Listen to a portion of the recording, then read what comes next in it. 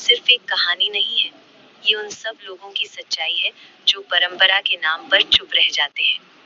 Episode 1, अनजान रिश्तों की शुरुआत, रिवाइज्ड वर्जन। कभी कभी जिंदगी में लिए गए फैसले सिर्फ फैसले नहीं होते, वो धीरे धीरे किसी की जिंदगी को अंदर से तोड़ देते हैं। शिवानी के साथ भी आज कुछ ऐसा ही होने वाला था। सुबह का वक्त था, हल्की सी धूप उसके कमरे में आकर रुक सी गई थी, पर आज घर का माहौल अजीब था। खुशी नहीं थी, सिर्फ एक डर था, एक टेंशन।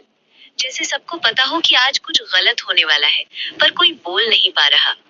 शिवानी मिरर के सामने खड़ी थी, हाथों से दुपट्टा ठीक कर रही थी, पर उसकी नजर अपने चेहरे पर नहीं, अपनी आंखों में छुपी घबराहट पर थी। तभी बाहर से उसकी माँ की हल्की सी घबराई हुई आवाज आई, शिवानी बेटा, जल्दी करो, लड़के वाले कभी भी पहुंच सकते हैं। उनकी आवाज में प्यार कम और डर ज्यादा था। जी माँ, शिवानी ने धीरे से जवाब दिया, पर उसका दिल जोर जोर से धड़क रहा था। कुछ देर बाद घर के बाहर एक कार रुकती है, दरवाजा खुलता है और ऋषि अपने पेरेंट्स के साथ बाहर आता है। उसके चेहरे पर कॉन्फिडेंस था, पर उसके पेरेंट्स के चेहरे पर एक अजीब सी सख्ती, एक हिसाब किताब जैसी नजर। जैसे वो रिश्ता देखने नहीं, एक डील फाइनलाइज करने आए हो। घर के अंदर सबका स्वागत होता है, पर आज नमस्ते और मुस्कान के पीछे घबराहट साफ दिख रही थी। गीता जी बार बार अपने हाथ साफ कर रही थी, श्याम जी की आवाज हल्की सी कांप रही थी। सब बैठ जाते हैं और कुछ फॉर्मल बातों के बाद ऋषि के पापा सीधा बोलते हैं, हम ज्यादा टाइम वेस्ट नहीं करना चाहते, बात सीधी करते हैं। रूम एकदम से चुप हो जाता है। हमारे कुछ एक्सपेक्टेशंस हैं। गीता जी और श्याम जी एक दूसरे को देखते हैं।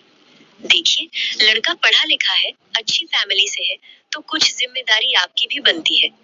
उनका टोन नॉर्मल था, पर शब्दों के पीछे प्रेशर साफ था। शादी सिंपल ही रखेंगे, पर दहेज में गाड़ी और थोड़ा कैश तो होना ही चाहिए। ये सुनते ही रूम की हवा जैसे रुक गई। शिवानी का दिल एक पल के लिए थम सा गया। उसने धीरे से अपने माँ बाप की तरफ देखा। उनकी आंखों में शौक था, पर उससे भी ज्यादा मजबूरी। श्याम जी ने हल्की सी मुस्कान के साथ कहा, जी, हम कोशिश करेंगे।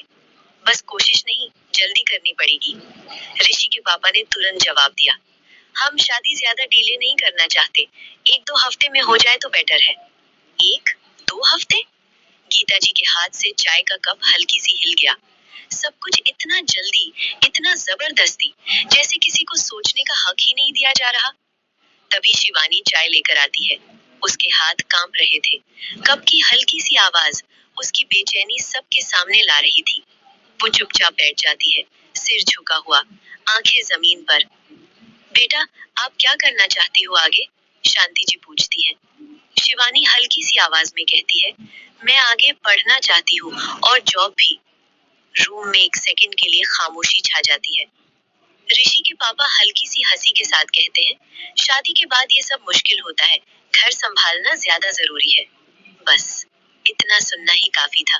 शिवानी के सपने जैसे वहीं रुक गए। ऋषि पूरे वक्त चुप था, सिर्फ देख रहा था, बिना किसी रिएक्शन के। और शायद वही सबसे ज्यादा डरा देने वाली बात थी।